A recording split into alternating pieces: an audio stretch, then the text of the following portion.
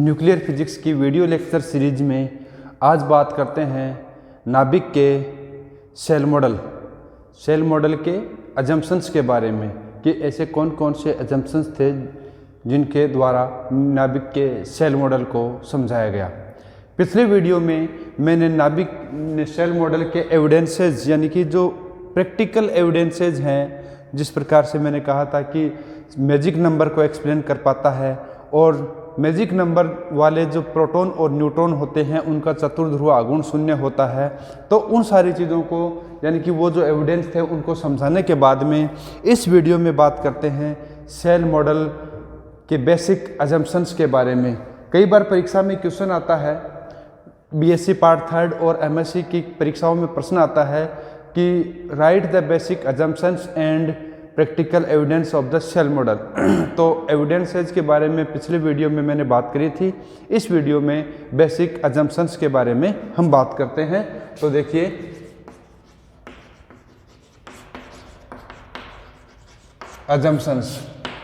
Assumptions में पहला assumption माना जाता है कि प्रत्येक न्यूक्लियन मीन्स न्यूट्रॉन तथा प्रोटॉन दोनों, न्यूट्रॉन तथा प्रोटॉन यानी कि प्रत्येक न्यूक्लियन अपनी कक्षा में घूमता हुआ यानी कि स्वतंत्र रूप से घूमता हुआ एक कण माना जाता है, या एक कण ऐसा है जो स्वतंत्र रूप से घूमता है और यह अपनी कक्षा में घूम रहा है। वह कक्षा यानी कि जिस ऑर्बिट में घूम रहा है वह ऑर्बिट कोश कहलाती है। अर्थात हम इस जो मॉडल है सेल मॉडल कहते हैं इसको, तो वो सेल और जो सेल यानी कि कोश जो होती है वो कौन सी होती है, यानी कि प्रत्येक न्यूक्लियन जो है अपनी कक्षा में एक स्पेसिफाइड ऑर्बिट होती है जिसमें कि वो चक्कर घूमता रहता है स्वतंत्र रूप से। उस ऑर्बिट को हम क्या कहते हैं, यहाँ पर कोश कहते हैं।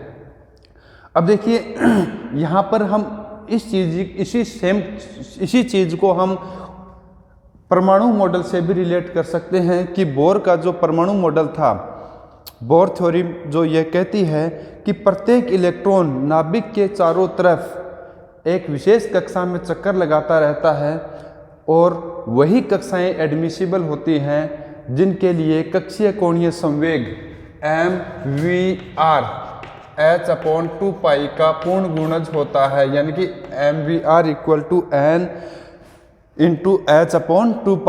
अर्थात बोर थ्योरी के अनुसार ही यहाँ पर हम ये कह सकते हैं कि प्रत्येक न्यूक्लियन के घूमने के लिए एक फिक्स ऑर्बिट है जिसको यानी कि एक अपनी एक कक्षा है जिसको हम यहाँ पर क्या कहते हैं, कोश कहते हैं। दूसरा अजम्पशन है परमाणु में इलेक्ट्रॉनों के कोश के समान। जिस प्रकार से परमाणु में इलेक्ट्रॉन के कोश होते हैं उसी प्रकार से नाभिक में भी न्यूट्रॉन तथा प्रोटॉन के लिए विभिन्न कोश में व्यवस्थित होते हैं। अर्थात हम ये कह सकते हैं कि जिस प्रकार से परमाणु में नाभिक के चारों तरफ इलेक्ट्रॉनों को घूमने के लिए विभिन्न कक्षाएं होती है, उसी प्रकार से नाभिक में प्रोटॉनों तथा न्यूट्रॉनों के लिए भी विभिन्न कोश होते हैं जिनमें वो न्यूट्रॉन तथा प्रोटॉन व्यवस्थित रहते हैं।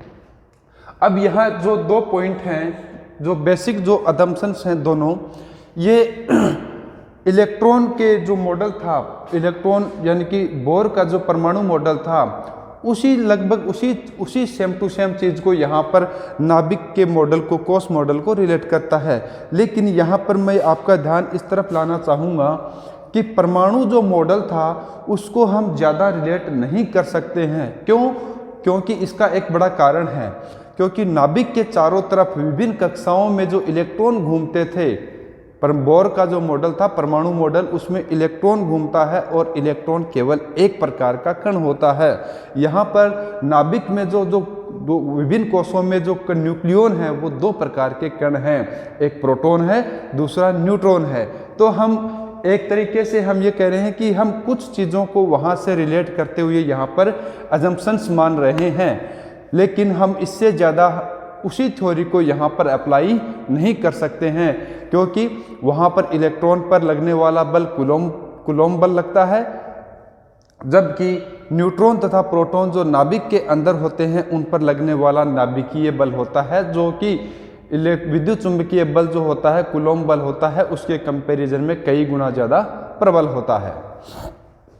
तीसरा देखिए, प्रत्येक कोष में न्यूट्रॉन तथा प्रोटॉन की एक अधिकतम संख्या हो सकती है। यानी कि किसी भी एनर्जी लेवल यानी कि जो एनर्जी लेवल फर्मी ऊर्जा स्तर में, फर्मी गैस मॉडल जो माना था हमने, ऊर्जा स्तर के बारे में बात करी थी, उसी प्रकार से हम यहाँ पर ये कहते हैं कि एक कोष में एक अधिकतम संख्या में न्यूट्रॉन तथा प्रोटॉन हो सकते हैं।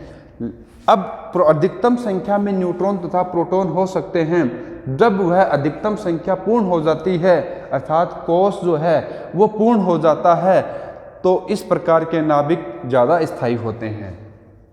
तो वह नाभिक विशेष रूप से स्थायी होता है जब नाभिक में जो कोष है उनमें न्यूट्रॉन तथा प्रोटॉनों की संख्या पूर्ण है, यानी कि कोष पूर्ण भरा हुआ है, तो वह उस प्रकार के नाभिक विशेष रूप से ज़्यादा स्थायी होते हैं। चौथा पॉइंट देखिए, कोष में न्यूक्लियन जो है स्वतंत्र रूप से, ये पहले मैंने बताया था कि स्वतंत्र कण माना स्वतंत्र रूप से घूम रहा है, लेकिन इसके ऊपर लगने वाला पोटेंशियल है वो कहाँ से आया? तो शेष जो न्यूक्लियन है उनके औसत अन्योन्य क्रिया का केंद्रीय विभव उसके प्रभाव में ही एक न्यूक्लियन है वो स्वतंत्र रूप से गति करता है। पांचवा अजम्पशन, न्यूक्लियनों में नेज प्रचक्रण यानी कि इनकी जो स्पिन है वो होती है, और ऑर्बिट यानी कि कक्षीय कोणीय संवेग, यानी कि स्पिन के कारण से जो कोणीय संवेग होता है उसको हम कहते हैं प्रचक्रण कोणीय संवेग, और उसका मान होता है √s × s+1, जहाँ पर s क्या है, स्पिन की वैल्यू है, और ये होती है हाफ। एच कट की यूनिट में बात करते हैं। इसी प्रकार से कक्षीय कोणीय संवेग है, उसका मान लिखा हुआ है √L × l+1, जहाँ पर L जो है ऑर्बिट संख्या होती है, ऑर्बिटल तो, और इसका मान होता है L = 0, 1, 2, 3 एंड सो ऑन, यानी कि n की वैल्यू तक जाती है। ये n की वैल्यू यदि 1 है तो L की वैल्यू यानी कि n-1 तक जाती है। तो इस प्रकार से हम ये देखते हैं कि बेसिक अजम्पशंस जो थे शेल मॉडल के, वो ये आपके सामने लिखे हुए हैं। आप परीक्षा की दृष्टि से महत्वपूर्ण प्रश्न है कि basic assumptions of the shell model, तो आपको ये परीक्षा में 500 पॉइंट लिख के आने हैं, तो आप इनको नोट कर सकते हैं।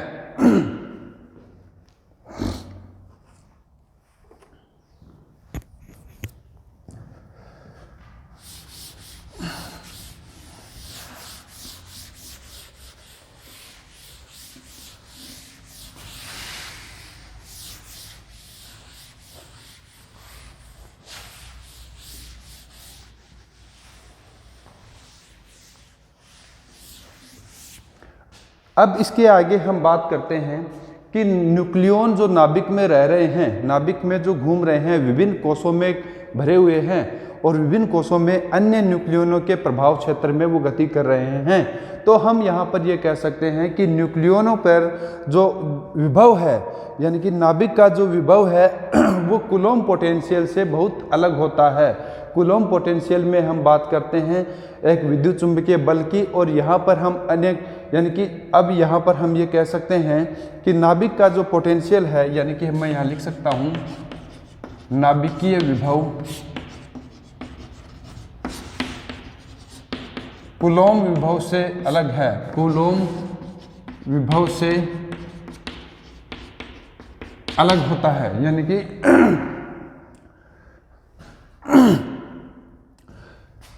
कि विभिन्न कोषों में किस प्रकार से न्यूट्रॉन तथा प्रोटॉनों का अरेंजमेंट है, इसके लिए हम पोटेंशियल के बारे में बात करें तो कूलॉम पोटेंशियल जो था उससे बहुत अलग होता है नाभिक का पोटेंशियल। यानी कि मैं ये कहूँ कि एक सिंपलेस्ट पिक्चर के रूप में वर्गाकार विभव प्लस आवर्ती विभव, सबसे सिंपल, यानी कि VR जो नाभिक का पोटेंशियल है R का फंक्शन है, और वर्गाकार विभव यानी कि -V0 + ½ m⍵² यानी कि मैं ये कह सकता हूँ कि एक बार मैंने सिंपलेस्ट मॉडल के रूप में माइनस वर्गाकार विभव और आवर्ती विभव दोनों का कॉम्बिनेशन ले लिया है। तो जो नाभिक में जो न्यूक्लियन है वो इस वी आर यानी कि इस पोटेंशियल के प्रभाव क्षेत्र में गति करते हैं, जहां पर -v0 यानी कि इनफाइनाइट स्क्वायर वेव पोटेंशियल हुआ और एक आवर्ती विभव half m omega square r square होता है। अब इसके लिए यानी कि अब जो न्यूक्लियन हैं वो विभिन्न क्वांटम अवस्थाओं में विभिन्न क्वांटम अवस्थाएं पॉसिबल हैं, यानी कि अलग इसके एनर्जी के जो आइगन मान है उसके आधार पर E = lambda plus 3/2 h cut omega यह ऊर्जा का आइगन मान प्राप्त होता है। और इसके आधार पर यानी कि मैं कह सकता हूं कि लैम्डा की वैल्यू के आधार पर ही अनेक क्वांटम अवस्थाएं पॉसिबल हो सकती हैं। अनेक क्वांटम अवस्थाएं पॉसिबल होने के कारण से जो किसी भी एक कोस में यानी कि लैम्डा क्या हुआ, एक कोस के लिए क्वांटम अवस्था का मान आ गया, तो एक क्वांटम अवस्था के लिए कुल न्यूक्लियनों की संख्या 1/3 लैम्डा 1+1 लैम्डा +2 लैम्डा +3 होती है। यानी कि ऊर्जा का आइगन मान जो है इस पोटेंशियल को यदि हम यूज करते हैं तो लैम्डा + 3/2 h कट ओमेगा ये ऊर्जा का आइगन मान प्राप्त होता है, तथा एक लैम्डा के संगत यानी कि लैम्डा के किसी एक मान के लिए कुल न्यूक्लियन जो हैं किसी भी कोष में कितने हो सकते हैं वह इस वैल्यू से डिफाइन होता है कि 1/3 लैम्डा 1+1 लैम्डा +2 लैम्डा +3। और चूंकि ये इन दो वर्गाकार विभव कूप और आवर्ती विभव का कॉम्बिनेशन हमने माना है, तो इस कॉम्बिनेशन के आधार पर ये पोटेंशियल वेल इस प्रकार का प्राप्त होता है।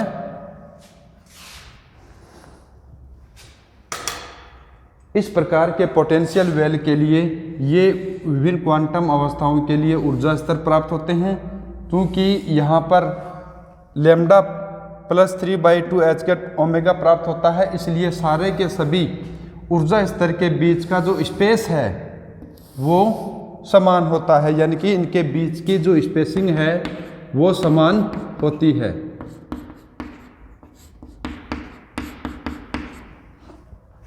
स्पेस इनकी समान होने के बाद में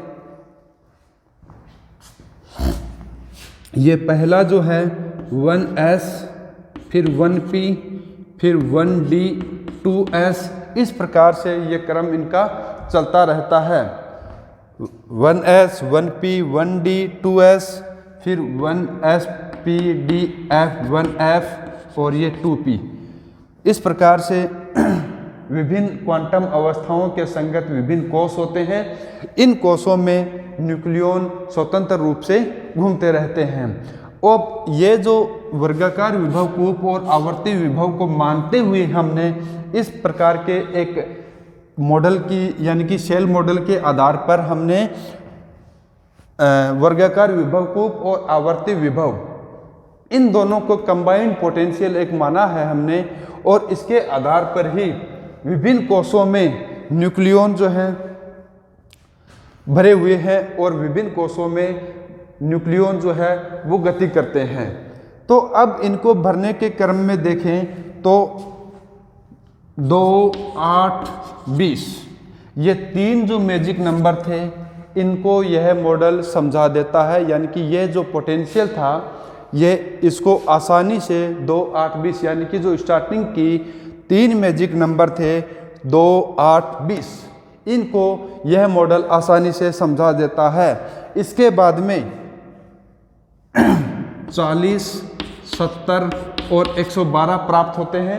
यानी कि ऊर्जा के आइगन मान के आधार पर जो लैम्डा जो अपने पास क्वांटम संख्या आई एक उस क्वांटम संख्या के आधार पर ही प्रत्येक कोष में न्यूक्लियनों के जो भरने का जो क्रम है और एक कोष में यानी कि एक कोष तक कितने न्यूक्लियन भरे जा सकते हैं उनकी वैल्यू यदि हम निकालते हैं तो वो 2, 8, 20, 40, 70, 112 प्राप्त होती है। जिनमें से ये तीन जो हैं 2, 8, 20 ये मैजिक नंबर मैच करते हैं। अर्थात हम ये कह सकते हैं कि जो मैजिक नंबर जो थे अपने उन स्टार्टिंग तीन मैजिक नंबर को यह पोटेंशियल समझा देता है। बाकी के तीन अलग प्राप्त होते हैं।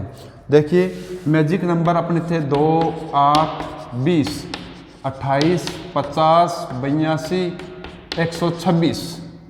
अब यहाँ पर 40, 70 और 112 प्राप्त होते हैं जो कि मैजिक नंबर नहीं है।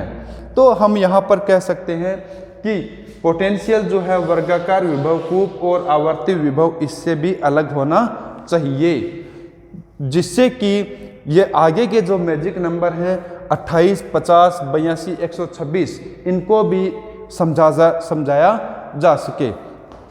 तो इसके बाद में इस मॉडल यानी कि इस मॉडल में इस वर्गाकार विभव कूप और आवर्ती विभव जो एक पोटेंशियल हमने अज्यूम किया है, इसके बाद में हम एक नया पोटेंशियल अज्यूम करते हैं जो कि हम देखते हैं, आगे देखते हैं कि क्या वह जो पोटेंशियल है वो इन मैजिक नंबर को एक्सप्लेन कर पाता है या नहीं कर पाता है।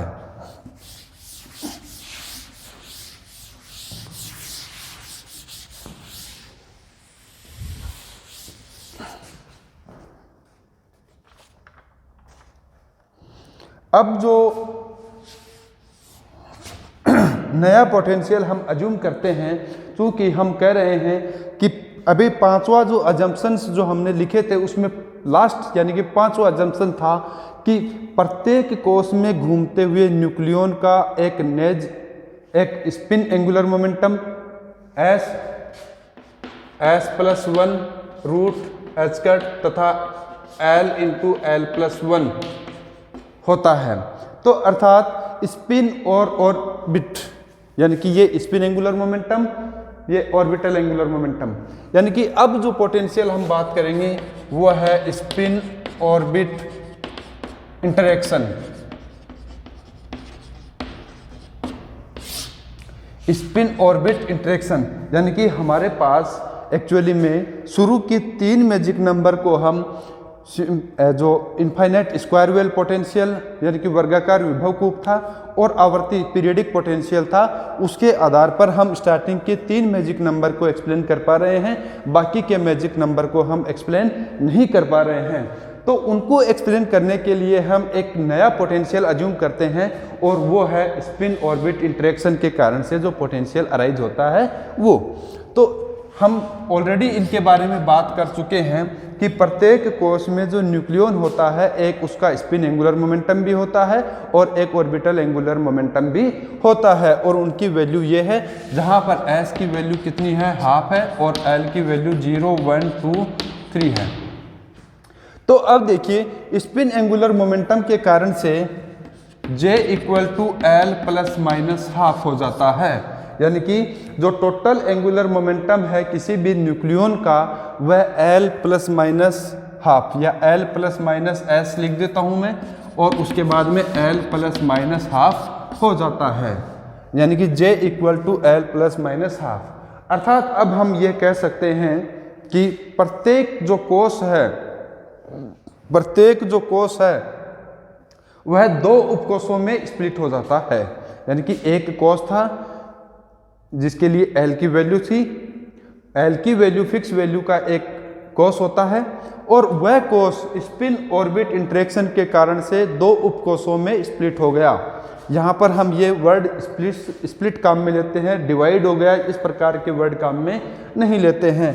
तो हम यहाँ पर ये कह सकते हैं कि L का ये मान था और L के ये मान के बाद में यहाँ पर स्पिन ऑर्बिट इंटरेक्शन के कारण से यह जो ऑर्बिट थी वह ये जो कोश था L के किसी एक मान के लिए वह 2 उपकोशों में स्प्लिट हो गया, L +½ और L -½ तो अब इस स्पिन ऑर्बिट इंटरेक्शन के कारण से एक कोश 2 उपकोशों में स्प्लिट हो गया। तो अब हम देखते हैं आगे कि इनमें एनर्जी जो उपकोशों में जो प्रोटॉन और न्यूक्लियन जो है न्यूट्रॉन और प्रोटॉन जो है उनको भरने के बाद में यानी कि एक कोश में अधिकतम कितने न्यूक्लियन हो सकते हैं और क्या वो मैजिक नंबर को एक्सप्लेन कर पाते हैं। तो अब देखिए L + S ये जो होती है L व S समांतर होते हैं और L माइनस एस यानी कि L व S प्रति समांतर, यह अवस्था जो है L व S समांतर हो जाते हैं तब L प्लस S कह रहे हैं, और L माइनस S की अवस्था जो होती है उसमें L व S प्रति समांतर होते हैं यानी कि एंटी पैरेलल होते हैं। इसको मैं ब्लॉक डायग्राम से एक ज्योमेट्रिकल डायग्राम से भी एक्सप्लेन करना चाहूँगा।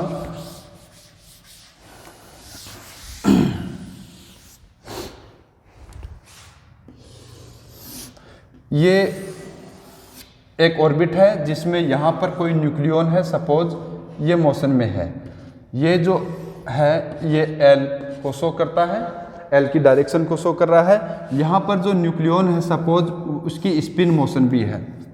स्पिन मोशन होने के सपोज स्पिन की मोशन इस प्रकार की है, ये मान लीजिए जेड प्लेन में रोटेट कर रहा है, जेड प्लेन में इसकी ऑर्बिट है, तो इसकी L की जो डायरेक्शन हुई वो इस प्रकार से है, और S यानी कि स्पिन इस प्रकार की होने के कारण से उसकी जो S है S equal two plus half, यानी कि L और S दोनों सेम डायरेक्शन में है, दोनों समांतर अवस्था में है, तो L प्लस S की अवस्था हम कहते हैं। दूसरी अवस्था देखिए, यह आपकी L की डायरेक्शन, L की डायरेक्शन पे कोई इफेक्ट नहीं हुआ, लेकिन जो S की जो अवस्था थी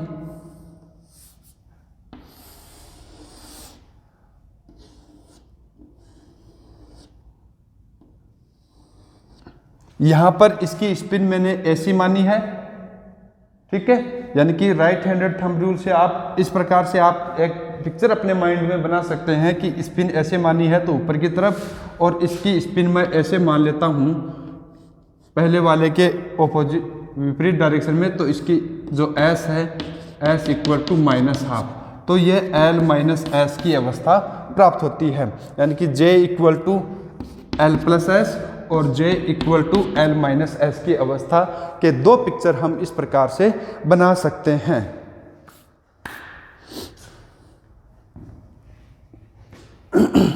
J equal to L plus S की अवस्था में L और S यानी कि एक जो न्यूक्लियन जो रोटेट कर रहा है, घूम रहा है, उसके angular momentum, orbital angular momentum और स्पिन दोनों सेम डायरेक्शन में है, पैरेलल हैं एक दूसरे के, तो उसका पिक्चर हम इस प्रकार से ड्रॉ कर सकते हैं। और इस प्रकार से मैं कह दूं कि ये वापस सेम टू सेम डायरेक्शन में ऑर्बिट है, और इसके ऑर्बिटल एंगुलर मोमेंटम है उसके ऑपोजिट डायरेक्शन में स्पिन एंगुलर मोमेंटम है, तो यह एंटी पैरेलल की अवस्था कहलाती है।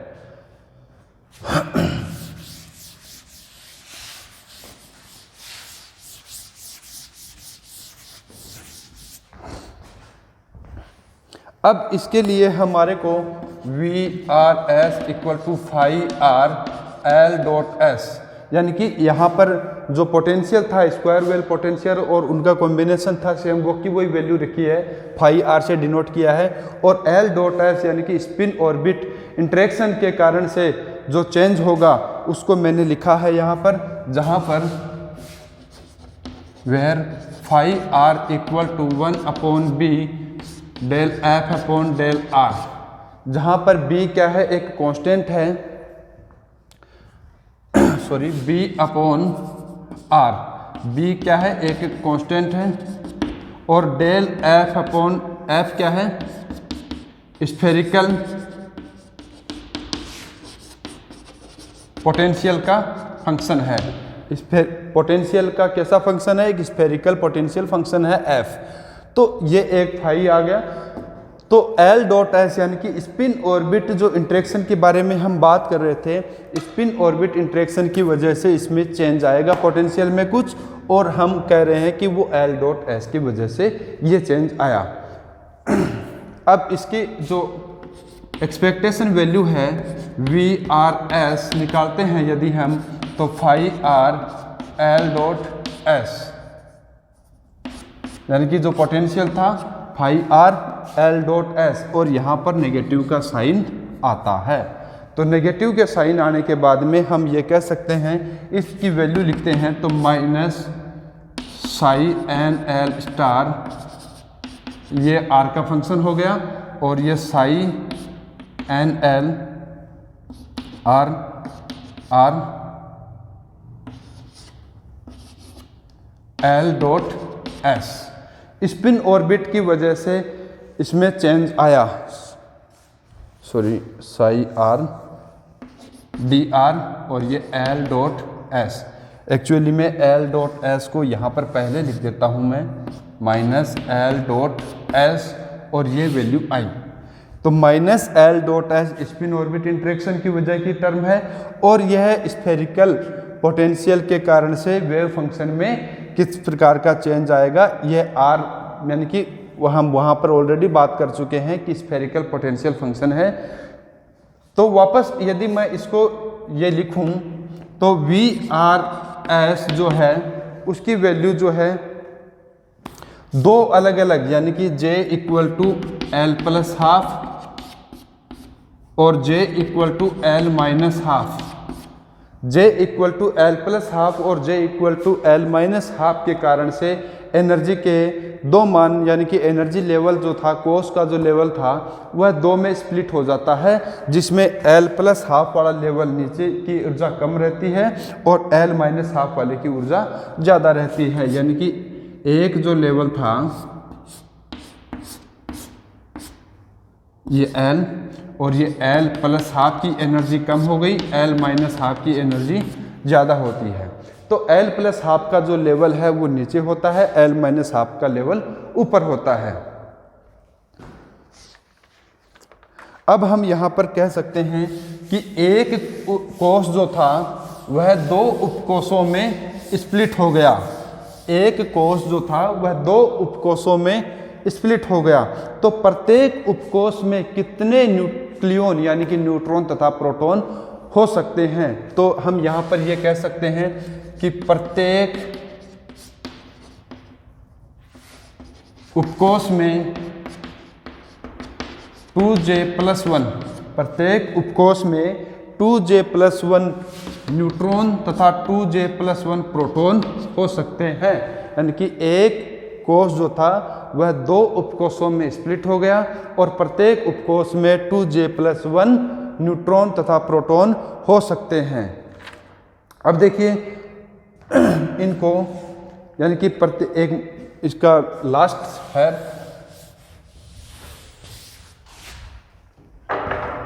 देखिए स्टार्टिंग नीचे से करता हूं मैं, यहां से ये 0 H कट ओमेगा 1 S कक्षक है, ये 1, इसमें किसी प्रकार का कोई चेंज नहीं होता है, इसलिए इसको डिनोट करते हैं 1S हाफ से, और इसमें दो न्यूक्लियन हो सकते हैं। 1S हाफ लिख सकते हैं, यानी कि 2J+2L+J से लिखते हैं। यानी कि इनको जो लिखने का जो तरीका है NLJ। N क्या है? Principal quantum number. L के लिए L इक्वल टू 0 तो S होता है, और हाफ, यानी कि J कितना हुआ? S। J equal to L plus half करते हैं तो L इक्वल टू 0 होता है, तब J इक्वल टू हाफ होता है, तो ये हाफ रह गया यहाँ पर। ठीक है, तो यहाँ पर कितने न्यूक्लियन आ गए? 2। 1S के बाद में 1H कट ओमेगा, तो ये 1P। 1P अब एक्चुअली में 1P जो है वो दो में स्प्लिट हो जाता है।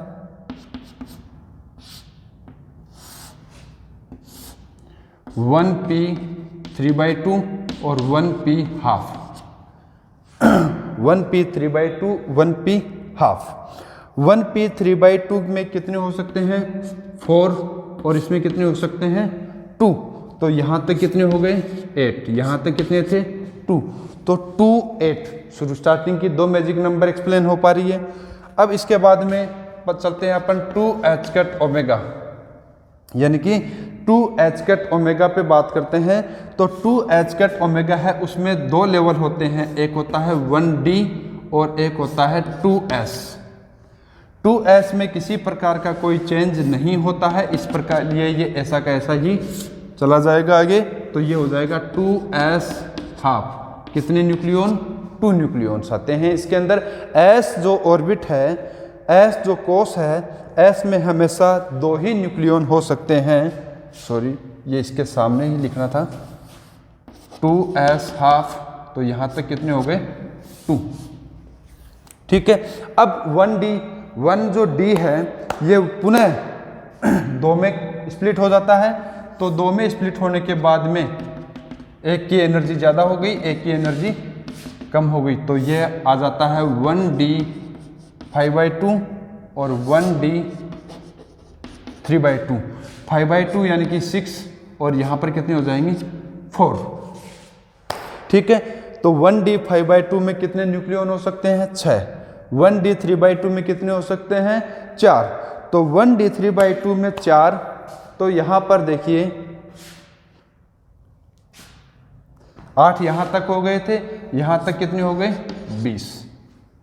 तो 2, 8, 20 स्टार्टिंग के 3 मैजिक नंबर। उसके बाद में जो 2h कैट ओमेगा के बाद में आता है 3h कैट ओमेगा, यानी कि अब ये इधर जो है वो एनर्जी का, ऊर्जा के आइगन मान चल रहे हैं।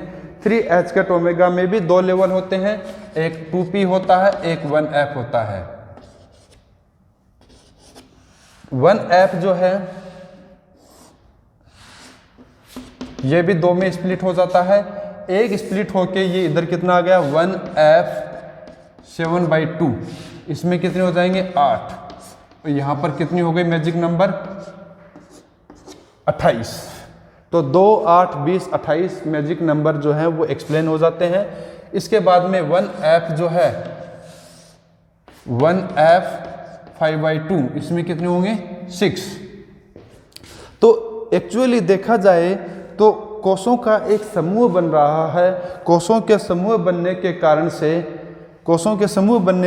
से और उनकी ऊर्जा का मान अन्य कोषों से अलग होने के कारण से हम ये कह सकते हैं कि कोषों का समूह एक नज़दीक आ रहा है और उस समूह की जो ऊर्जा का जो मान था वो लगभग सेम है।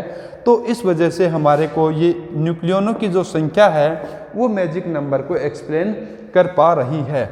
इसी प्रकार से 2p जो था, इस 2p को भी 2p लेवल है, p भी 2 में स्प्लिट हो जाता है, तो एक तो हो जाता है 2p है, तो 2p 3/2, इसमें 4 हो जाएंगे और ये आगे चला जाएगा 2p हाफ, इसमें कितने हो जाएंगे 2। इस प्रकार से हम इनको भरने का क्रम देख सकते हैं।